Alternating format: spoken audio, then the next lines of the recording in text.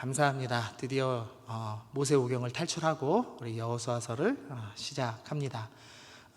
랍비들은 이 여호수아서를요 그 선지서로 분류를 했습니다. 그래서 전선지서, 후선지서 뭐 이런 식으로 나눠서 좀 표현을 하는데요. 선지서로 분류한 이유는 이제 이 모세오경 율법에 대한 해석, 율법에 대한 순종하는 본이 되는 책이다 이런 거죠. 그래서 여호수아를 선지자라고 생각을 했습니다. 우리가 지금까지는 좀 딱딱한 교과서를 봤다고 할 수 있겠습니다. 모세오경이 교과서가 되고 이제부터는 이제 이스라엘 그 신앙의 선배들이 어떻게 순종하고 실천했는가를 좀 살펴보는 시간이 될 것입니다. 그래서 조금 더 쉬운 내용들이 아닐까 싶어요. 뭐 또 이렇게 해놓고 제가 어렵게 할지도 모르겠는데 어쨌든 전보다는 좀 많이 쉽지 않을까 생각이 듭니다. 한 8번 정도 해서 우리 여호수아서를 함께 살펴보면서 어떻게 이 약속의 땅이 하나님의 은혜로 정복되고 분배되었는지를 살펴보는 시간을 가져보려고 합니다. 우리가 지난주까지 해서 우리 민수기에 있는 재앙들 살펴봤는데요. 이 재앙들 속에서 특별히 제사장의 역할에 대해서 우리가 좀 살펴봤죠. 제사장은 하나님의 진노와 그 죄인들, 백성들 사이에 서 있는 사람이었습니다. 그 사이에 서서 기도를 상징하는 향로를 들고 서 있었고 또 창을 들고 죄를 짓지 않도록 사람들의 삶을 바르게 하도록 말씀의 창을 들고 서 있는 사람들, 그리고 쌍난 지팡이, 생명을 상징하는 죽은 나무, 십자가를 들고 서 있는 사람들, 그것이 바로 제사장이다라는 말씀을 드렸습니다. 그리고 지금 이스라엘은 제사장 나라를 만들기 위해서 이 지금 이스라엘 땅에 지금 와 있는 겁니다. 이제 요단강만 건너면 드디어 약속의 땅인 이스라엘로 들어가게 됩니다. 이제 그 땅 가운데서 이 이스라엘 백성들은 제사장 나라를 만들어야 됩니다. 그러니까 여러 나라들에게 어떻게 하면 하나님을 예배할 수 있을지 가르쳐야 되고, 그들을 위해서 기도하고 그들을 위해서 생명을 나누어 주고, 그들이 어떻게 하면 죄를 짓지 아니하고 하나님 앞에서 바르게 살 수 있을지를 가르치는 자로서 이제 살아야 될 사명을 앞두고 있었습니다. 그 와중에 이제 모세가 죽죠. 그래서 1장 1절에서는 여호수아의 종 모세가 죽은 후라는 표현을 사용하고 있습니다. 모세가 우리가 생각하는 것보다 이스라엘 사람들한테 훨씬 더 크게 좀 다가올 거라고 생각이 듭니다. 왜냐하면 모세는 40년을 왕자로서 지냈죠. 여러 우여곡절들 속에서 양자로서 왕궁에 입양되어 들어가서 왕자로서 지냈습니다. 당시에 가장 강했던 이집트라는 나라에서 교육을 다 받았죠. 그래서 그 당시에 있는 이집트 언어뿐만 아니라 주변국들의 언어를 다 배웠고, 또 법이 어떻게 이루어져야 되는지, 또 어떻게 실행돼야 되는지를 배웠을 겁니다. 그리고 이제 군사학에 대해서 당연히 배웠을 겁니다. 뭐 그 밖에 여러 가지들, 왕이 배워야 될 것들 다 배웠을 겁니다. 세금을 얼마를 걷어야지 나라가 온전히 경영되는지, 경제에 대해서도 배웠을 거고요. 최상의 교육을 다 받은 사람들이었습니다. 근데 반면 이 이스라엘 백성들은 노예로 살았습니다. 이들은 그저 자기에게 주어진 일을 하고 밥을 먹는 삶을 살았을 뿐이었습니다. 근데 모세는 어떻게 하면 나라를 다스릴 수 있을지 교육을 철저히 받고 그렇게 지도자의 삶을 살았던 사람이었습니다. 뿐만 아니라 모세는 하나님을 대면하여 본 선지자였습니다. 이스라엘 역사에서 가장 하나님을 가까이 본 사람, 하나님의 뜻을 가장 정확하게 대언한 사람이라고 할 수 있습니다. 가장 위대한 선지자라고 할 수 있죠. 그래서 모세가 죽으면서 어떤 예언을 하냐면, 하나님께서 나와 같은 그 선지자를 보내겠다라는 마지막 예언을 합니다. 나와 같은 그 선지자는 나중에 예수님을 표현하는 말이었습니다. 그러니까 모세와 같은 선지자가 예수님이다 라고 얘기할 만큼 모세는 정말로 위대한 선지자였습니다. 뿐만 아니라 모세는 기적을 일으키는 사람이었죠. 10가지 재앙의 시작이 모세로부터 출발을 하죠. 그리고 홍해를 가르고 출애굽을 했습니다. 그리고 반석에서 물을 내던 사람이었습니다. 성경 역사에서 가장 많은, 그리고 대규모의 기적을 일으킨, 나라를 상대로 나라가 멸망한 만큼의 놀라운 기적을 일으키는 선지자였습니다. 또한 모세는 대제사장에게 예배를 가장 처음 가르친 사람이었고 말씀을 가르친 사람이었습니다. 모세는 광야에서 모세오경을 모두 기록하였죠. 우리가 지금 컴퓨터를 들고 단위 좀, 우리 남 목사님이 뛰어가고 있어요. 단위가 되게 귀여워요. 모르시는 분들은 가서 꼭 단위 보고 사인 받으세요. 나중에 연예인 될지도 몰라요. 잘생겨서. 광야에서 모세오경을 기록했습니다. 그게 이제 쉬워 보일지 모르겠어요. 컴퓨터를 들고 있다면 쉽겠죠. 하지만 그것을 기억하고 한 문장 한 문장 적어야 됩니다. 만약에 문장을 잘못 쓰면 중간에 델리트키 누르고 다시 쓸 수 있는 게 아니거든요. 그러니까 머릿속에서 이미 완전한 문장을 만들고 그걸 기록해 나가야 되죠. 그러면서도 창세기부터 신명기까지 어떤 오류도 없이, 논리적인 오류가 없이 기록을 해야 되죠. 그렇기 때문에 이 모세오경을 기록했다는 것은 엄청난 지적인 능력을 갖고 있는 사람이었다는 것을 알 수가 있습니다. 이런 위대한 리더가 죽었습니다. 영적으로 가장 능력 있었고 하나님을 가장 가까이 알았고 지적으로도 가장 능력 있었고 그리고 유일하게 나라를 운영하는 교육을 받은 사람이었는데 이 사람이 이제 죽었습니다. 위대한 리더가 죽으면 반드시 위기가 오죠. 우리가 삶에서 보지만 일 잘하는 팀장 한 명만 교체가 돼도 참 힘들잖아요. 우리가 학교에서 좋은 선생님 만났는데 그 좋은 선생님에서 2학년 올라가서 선생님만 바뀌어도 힘든 거거든요. 리더가 바뀌는 것만 해도 힘든데 가장 위대한 리더가 죽었습니다. 그러니까 이스라엘에는 이 단어 한마디로, 모세가 죽은 후에라는 이 한마디로 이스라엘 사람들이 얼마나 큰 충격, 얼마나 큰 두려움을 갖고 있을지를 좀 상상해 볼 수가 있습니다. 하나님께서 이런 어려움 속에서 새로운 리더 여호수아를 이제 세워 주셨습니다. 여호수아가 처음 등장하는 게요, 이 민수기 13장에 보니까 이는 모세가 땅을 정탐하러 보는 자의 이름이라 모세가 눈의 아들 호세아를 여호수아라 불렀더라. 여호수아는 이제 출애굽 직후부터 모세의 수종자, 부관이라고 할 수 있을 것 같아요. 모세의 비서로서 함께하는 사람으로 등장합니다. 근데 그의 원래 이름은 호세아였습니다. 호세아라는 이름은 구원이라는 뜻을 갖고 있었는데 모세가 이 사람의 이름을 여호수아로 바꿔줬습니다. 그러니까 하나님이 없이 구원이라는 그냥 의미로 사용됐는데 여호와라는 단어를 붙여서 여호수아에서 여호와께서 구원하신다라는 의미로 이름을 바꾸어 주었습니다. 그래서 이제부터 여호수아로 불리면서 살아가게 됩니다. 이 사람은요 모세의 수종자로 먼저 일을 하였죠. 그러니까 비서 역할을 하지 않았을까 싶습니다. 대표적으로 볼 수 있는 것은 출애굽기 24장인데요. 지금 출애굽기 24장에서 지금 모세는 시내산에 올라가고 있습니다. 결혼 언약을 맺은 뒤에 이 백성들은 시내산 밑에 있었고 모세는 지금 올라갔죠. 근데 그때 여호수아가 함께 일어나 모세가 하나님의 산에 올라갔다라고 합니다. 백성은 산 밑에 있고 모세는 지금 올라간 겁니다. 그리고 그 중간 어느 매에 여호수아가 기다리고 있었던 것을 볼 수 있습니다. 또 출애굽기 33장 11절 보니까 모세는 진으로 돌아오나 눈의 아들 젊은 수종자 여호수아는 회막을 떠나지 아니하니라. 이 본문에서 회막이 좀 어렵습니다. 모세오경에서 진 안에 있는 것을 회막이라고, 성막을 회막이라고 표현하는 것 같기도 하고 때로는 진 밖에서 모세가 개별적으로 하나님과 대면하던 그 은밀한 장소를 또 회막이라고 표현하기도 합니다. 그래서 학자들 사이에 두 개였을 거다라고 추측하기도 하는데요. 어쨌든 지금 진 밖에 있는 회막에서 모세가 하나님의 음성을 듣고 돌아왔습니다. 성막에서는 레위인들이 지키고 있었기 때문에 문제가 없었는데 이 진 밖 회막은 누가 지킬 사람이 없었죠. 이때 여호수아가 그 회막을 떠나지 않고 지키는 역할을 했습니다. 근데 이 회막은 어떤 장소냐면 하나님께서 임재하시는 장소였죠. 여호수아는 모세와 백성 사이에 있으면서 하나님을 묵상하고 하나님의 임재 속에서 어떤 영적인 훈련을 받았던 사람이라고 할 수가 있겠습니다.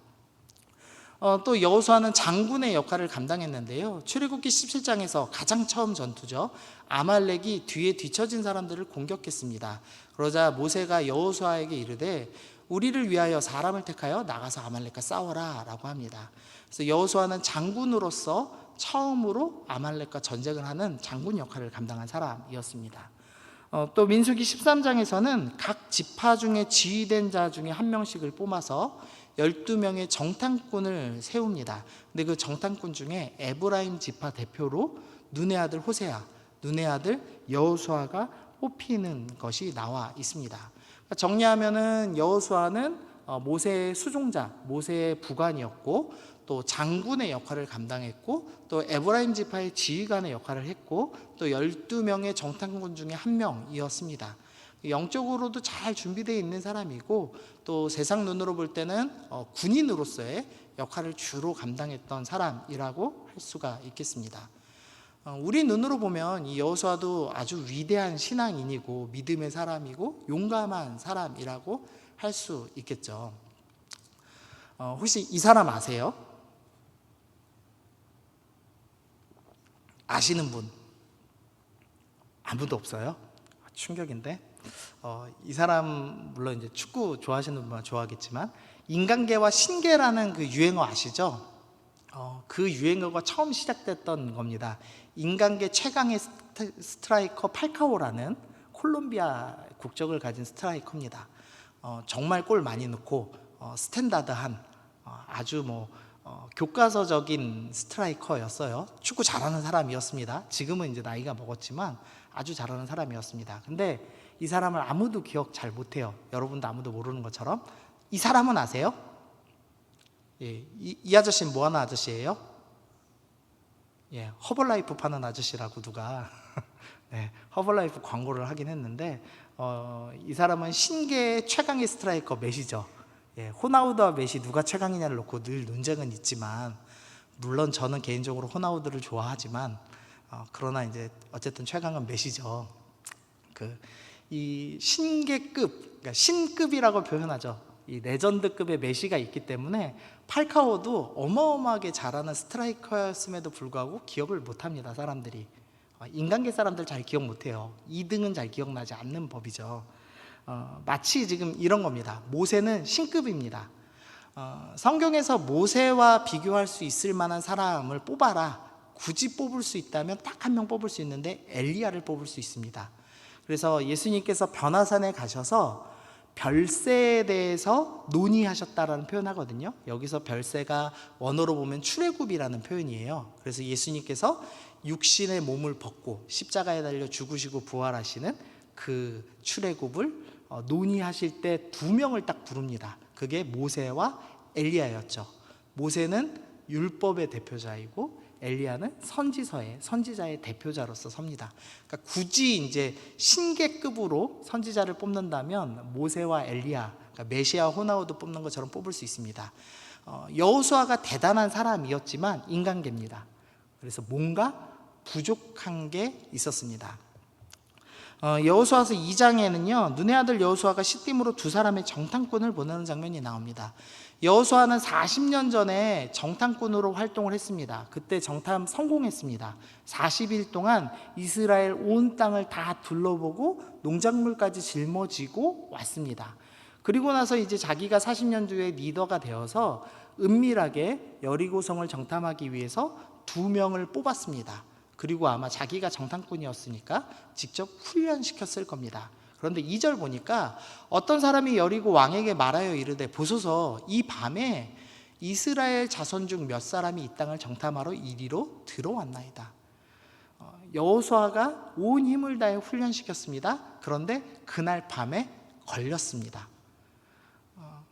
그러니까 우리가 볼 때 괜찮은 사람이지만 뭔가 좀 부족한 사람이에요. 여호수아가 잘하려고 애는 쓰는데 실패했습니다. 또 실패하는 장면이 나옵니다. 여호수아서 9장에 보면 기브온 사람들이 이스라엘 사람들이 이 가나안 땅에 들어온 것을 두려워하여서 화친을 맺으려고 합니다. 근데 이스라엘 사람들은 원래 가까운 땅에 있는 거민과는 화친을 맺지 말라는 하나님의 말씀을 받았거든요. 근데 이 기브온 주민들이 이 썩은 양식을 짊어지고 와서 우리는 먼 땅에서 왔습니다 라고 하면서 그 썩은 양식들을 보여줬습니다. 그러자 이 이스라엘 무리가 그들의 양식, 썩은 양식을 취하고선 어떻게 할지를 여호와께 묻지 않습니다. 여호수아가 모세가 했던 그 삶의 태도들을 본다면 하나님 어떻게 해야 합니까? 라고 무릎을 꿇었어야 합니다. 모세는 이 고라의 자손들이 반역을 일으키고 사람들이 돌로 쳐 죽이려는 그 순간에도 항상 하나님 앞에 무릎을 꿇고 물어봤던 리더였습니다. 근데 여호수아는 그 썩은 음식만 보고 썩었네, 얘네 멀리서 왔나 보다, 그러면 화친 맺어야지, 그러면서 하나님께 묻지도 않고 화친을 맺을 정도로 어리숙한 모습들을 보여줍니다. 또 하나가 있는데요. 지금 제가 말씀 여러 개 넣어놨는데요. 민수기 14장 30절 보니까 여분네 아들 갈렙과 눈의 아들 여호수아 외에는 이라는 표현이 반복돼서 민수기에 나옵니다. 갈렙과 여호수아가 뭉쳐서 나오는 본문이 여러 개 있는데요. 이 순서가 조금 중요합니다. 성경에서는 보통 중요한 사람을 더 앞에 내세웁니다. 그래서 전에 한번 설교를 들었지만 신약에서 바나바와 바울이 있을 때 원래는 바나바가 안디옥 교회 담임 목사님이었기 때문에 바나바가 항상 먼저 쓰이고 바울이 나중에 쓰입니다. 그런데 전도여행을 가고 난 직후부터는 바울과 바나바라고 순서를 바꿉니다. 그러니까 의도적으로 더 중요한 사람을 먼저 기록하는 걸 볼 수가 있는데요. 여기서 성경에서 계속해서 원래대로 하면은 여호수아가 모세를 뒤이은 리더이기 때문에 여호수아와 갈렙이라고 표현하는 게 맞습니다. 근데 성경에는 단 2번만 여호수아가 앞에 쓰여져 있을 뿐이고요. 실제로는 갈렙과 여호수아라는 표현이 훨씬 더 많이 나옵니다. 제가 본문을 다 기록하진 않았지만 더 많이 나옵니다. 그래서 갈렙보다 뭔가 부족한 약간의 2인자 역할을 한 사람인 듯한 느낌을 주고 있습니다. 근데 갈렙이 여호수아보다 조금 어립니다. 적게는 한 4살 정도, 많게는 7, 8살 정도 더 어릴 거라고 추측을 하거든요. 근데 이 어린 갈렙보다도 뭔가 좀 리더십이든 뭔가 좀 떨어졌기 때문에 당시 사람들이 볼 때는 여호수아와 갈렙이야 라고 생각하지 않고 갈렙과 여호수아야 이렇게 이제 표현을 했던 겁니다. 그리고 여호수아는 지금 당시의 나이가 84세 정도 됩니다. 많게 보는 사람은 93세까지 보거든요. 110세에 죽는데 이 가나안 정복을 몇 년 정도 했느냐, 많게 보면은 30년 가까이 했다, 적게 보는 사람은 16년만 했다, 이렇게 봐서 나이를 좀 바꿔 잡는데요. 어쨌든 가장 어려야 84세입니다. 우리가 자꾸 모세가 젊은 수종자라고 부르니까 여호수아를 자꾸 젊은 사람이라고 생각해요. 그래서 주일학교 그림 보면은 다 젊게 표시되어 있는데요. 그거는 광야 처음 들어갔을 때 모세가 나이 80살일 때 40살인 여호수아를 보고 한 얘기고요. 지금은 40년 동안 떠돈 뒤기 때문에 80세가 넘은 나이였습니다. 그래서 정리를 하면 여호수아는 물론 영적으로 훈련 잘 받은 사람이었습니다. 모세의 수종자였고 첫 장군의 역할을 감당했고 지도자였고 정탐꾼 역할도 한 나름 괜찮은 사람이었습니다. 그렇지만 여호수아가 노예 출신이었다는 걸 잊으면 안 됩니다. 여호수아는 정규 교육을 받은 적이 없는 사람이었습니다. 그래서 판단력이 모세보다는 부족했습니다. 그래서 정탐꾼을 보낼 때 실패하기도 하고 기브온 거민과의 외교적인 전략에서도 실패하는 모습들을 보여줍니다. 그리고 갈렙보다 조금 부족한 2인자인 듯한 느낌을 줍니다. 그리고 늙었습니다. 늙었다는 말에 마음이 좀 아프죠. 네, 안 아프신 분들은 아직 젊은 거예요. 늙으면 좀 판단력이 흐려지거든요. 기억력도 감퇴되고. 네, 다들 이해 못하시는 눈이네요. 네, 오늘 나랑 비슷한 저 나이의 분들이 안 보이시네. 네, 아파서 못 나왔어요, 다들. 네, 기도 많이 해주세요. 우리 30대 후반들 허리도 아프고 지금 경추도 아프고 다 못 나오셨거든요. 늙으면 아픕니다. 네. 어쨌든 여호수아가 부족한 모습이 있었다는 겁니다. 그래서 지금 여호수아를 향해서 하나님께서 강하고 담대하라라는 말씀을 여러 차례 하시는데요. 그 말을 뒤집어 보면 여호수아는 두려웠기 때문에 하나님께서 반복하여서 강하고 담대하라라고 말씀하시는 거죠.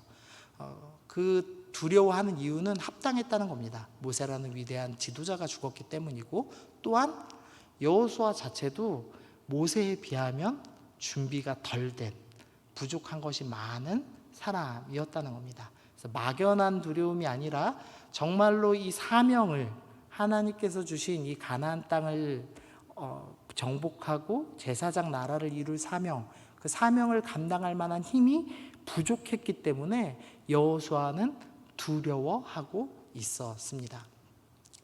우리가 보통 하나님의 사람이라면 절대 두려워하지 않을 거라고 생각합니다. 근데 하나님의 사람도 두려워합니다. 인간의 능력은 늘 부족하죠. 여호수아도 나름 괜찮은 사람이었지만 여전히 지금 두려워하는 모습들을 보여주고 있습니다. 그러자 하나님께서 말씀을 하세요.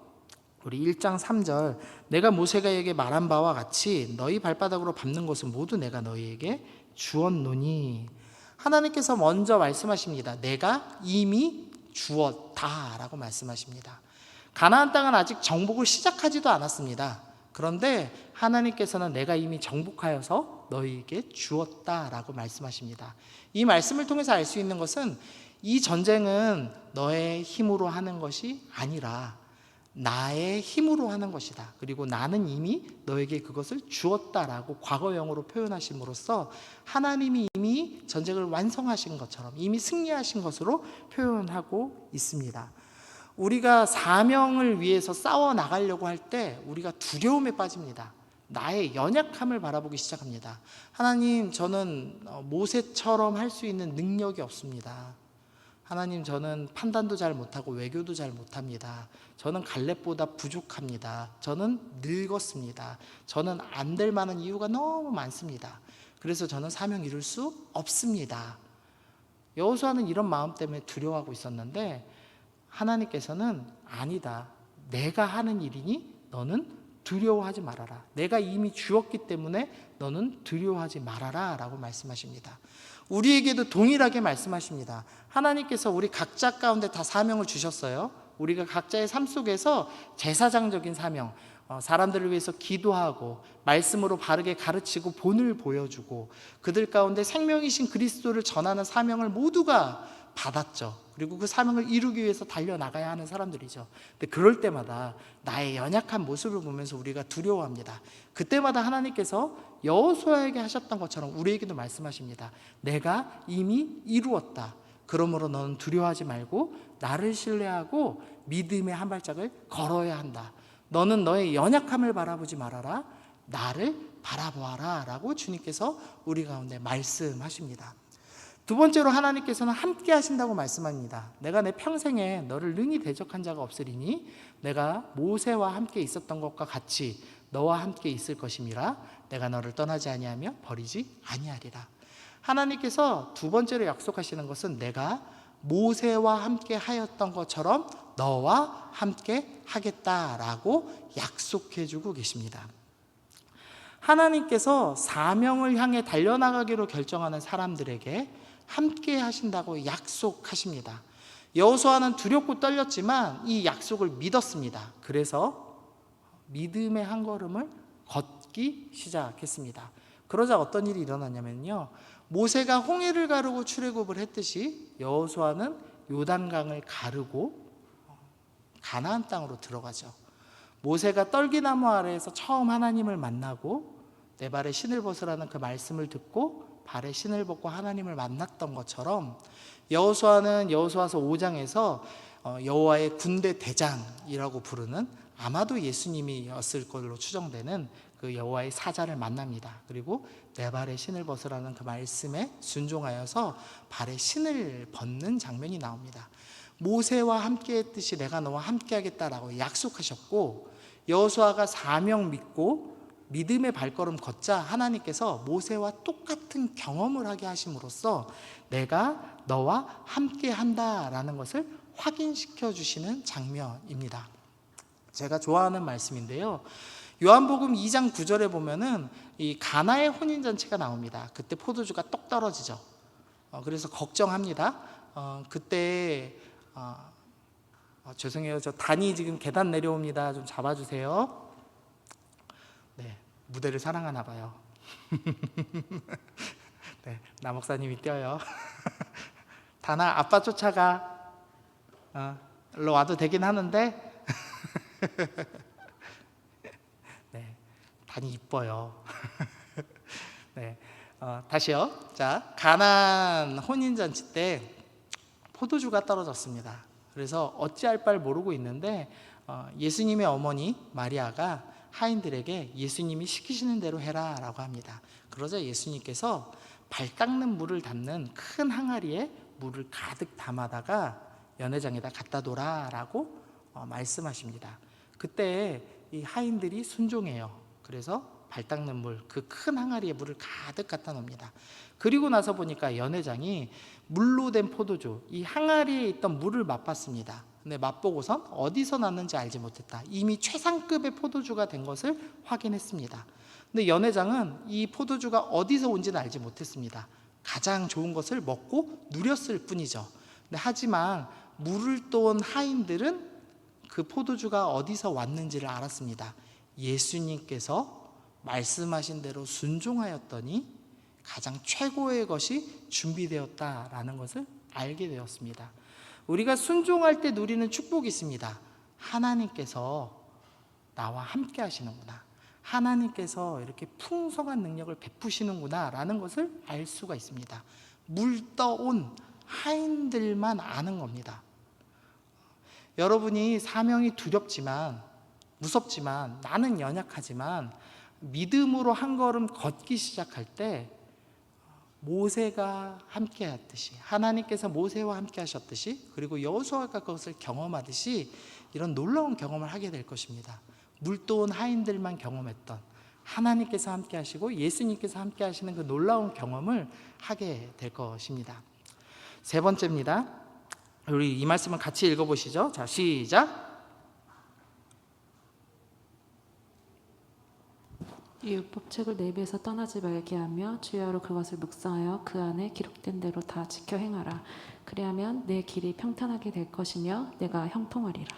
하나님께서 마지막 세 번째 말씀을 하십니다. 세 번째 말씀은 율법책을 내 입에서 떠나지 말게 해라. 그것을 주야로 묵상해라. 지켜 행하라 라는 말씀에 관한 말씀입니다. 지금 이스라엘은 전쟁을 앞두고 있습니다. 그리고 여호수아는 모세보다 부족합니다. 그러면은 하나님께서 야, 너는 모세보다 부족하니까 이런 걸 준비해야 된다. 무기를 준비해야 된다. 전략을 준비해야 된다. 식량을 준비해야 된다. 여러 가지 전쟁에 관한 조언들, 많은 능력들, 무기들 이런 걸 주셔야 될 것 같죠. 근데 하나님께서 마지막 주시는 말씀은 말씀 묵상해라 라는 말씀입니다. 전쟁을 앞두고 주어지는 가장 강력한 무기가 말씀이었습니다. 하나님께서 사명을 향하여 싸우기로 결정한 믿음의 사람들에게 주시는 무기는 말씀입니다. 우리가 말씀을 들고 세상 가운데 나가서 싸우지 않는다면 우리는 반드시 패배할 것입니다. 하나님께서는 우리에게 말씀을 무기로 주셨고 우리는 그 말씀을 입에서 떠나지 말게 해야 하며 아침 저녁으로 묵상하고 그것을 행해야 한다라고 주님께서 말씀해 주십니다. 우리가 때로는 놓쳐요. 우리가 그리스도인으로서 어떻게 싸워야 될지, 내가 더 좋은 스펙을 쌓아야 돼, 더 많은 재산을 얻어야 돼, 내가 더 건강해야 돼. 우리가 세상의 눈으로 바라봅니다. 그래야지만 사명을 이룰 거라고 생각합니다. 그러나 이 세상에 돈 많은 사람들이 하나님의 사명 이루지 못했습니다. 건강한 사람들이 하나님 나라의 사명 이루지 못했습니다. 똑똑한 사람들이 하나님 나라의 사명을 이루지 않았습니다. 언제나 하나님 사명을 이룬 사람들은 나는 연약하지만 하나님이 강하시죠. 하나님이 다 이루셨죠. 하나님 약속대로 순종할 때 나와 함께 하실 것이죠. 하나님 말씀 믿고 그대로 나아갈 때 주님 이루어 주시는 거죠. 믿고 순종하는 사람에게 하나님께서 역사하시고 사명을 이루게 하셨습니다. 그래서 사명 이루고 승리하려면 반드시 말씀을 묵상해야 합니다. 입에서 떠나지 않게 해야 됩니다. 아침 저녁으로 읽어야 합니다. 그래서 마지막 여러분에게 드리고 싶은 권면은 말씀을 읽어야 한다는 겁니다. 여러분이 이 세상에서 제사장적인 사명을 이루려면 말씀을 읽어야 합니다. 그러지 않고선 여러분은 그리스도인답게 절대로 살 수가 없습니다. 그래서 팁을 하나 드릴게요. 문제는요, 제가 오늘 묵상하라는 본문이라서 제가 묵상하라는 설교하는 겁니다. 제가 의도를 갖고 설교하는 게 아니라 순서대로 하니까요. 근데 문제는 10월 한 달간 출애굽기 후반부를 묵상해요. 성막이거든요. 그래서 청색실로 홍색실로 꼬아서 성막을 만드는 걸 배우고 나면 도대체 무슨 말씀하시는지 뭘 적용해야 될지 절대 알 수가 없어요. 웬만히 연구해도 잘 모릅니다. 그래서 제가 묵상하라고 설교를 할 건데 어떻게 정말 묵상을 하게 하지? 이제 고민하다가 툴을 하나 해놨습니다. 저희 매주 받으시는 이 카톡 메시지죠. 이거 찍고 들어가시면 항상 이렇게 화면 나오실 거예요. 그럼 여기서 이제 날짜 찍고 들어가시면은 매일 말씀, 자기에게 맞는 1년 1독이든 신약 1독이든 영어 성경을 지금 누르셨을 텐데요. 거기 맨 위에 묵상 글을 하나 새로 만들어 놨습니다. 10월 한 달만. 네, 모르겠어요. 제가 11월 달도 할지 모르겠는데 본문에 따라 할 수도 있는데요. 일단 10월 한 달만 제가 묵상란을 만들어 놨습니다. 거기 들어가시면 제일 처음에 드라마 바이블을 제가 만들어 놨어요. 왜냐하면 본문을 읽기도 힘들어요. 성막 본문이라. 그래서 읽기 어려우실까봐 소리 듣고 읽으시라고 드라마 바이블 만들어 놨고, 그 밑에 우리가 지금 보고 있는 개역개정 성경, 그 밑에는 새 번역으로 좀 더 쉽게 되어 있는 번역본 성경을 넣어놨습니다. 그리고 그 밑에 보면 해설, 이 성서유니언 성공회 매일 성경을 만드는 출판사에서 해설을 제공합니다. 그래서 그 해설을 들어가실 수 있는 제가 링크를 넣어놨어요. 그거 누르시면 매일 아침에 하루에 한 10분 정도면 본문을 이해할 수 있도록 해설을 해줍니다. 그래서 이 설교 듣고 그래, 우리 사명 이루려면 묵상해야지. 근데 어떻게 묵상하지? 하고 딱 묵상지 폈는데 성막에 나오면서 낙담하고 좌절하지 마시고 계속 묵상하시던 분들은 이 해설 들으시면서 따라 묵상을 계속 하시면 좋겠습니다. 그리고 혹시나 나는 오늘부터 묵상 시작이야 하시는 분들은 신약 1독 읽으시면서 묵상하시는 게 더 좋을 것 같아요. 특별히 10월에는 요한복음이 시작돼요. 그래서 10월, 11월 요한복음 묵상하시면서 하나님의 말씀을 좀 묵상을 실제적으로 좀 결단하셔서 해보시면 좋겠습니다. 정리하겠습니다. 자, 하나님의 사람 여호수아도 두려워했습니다.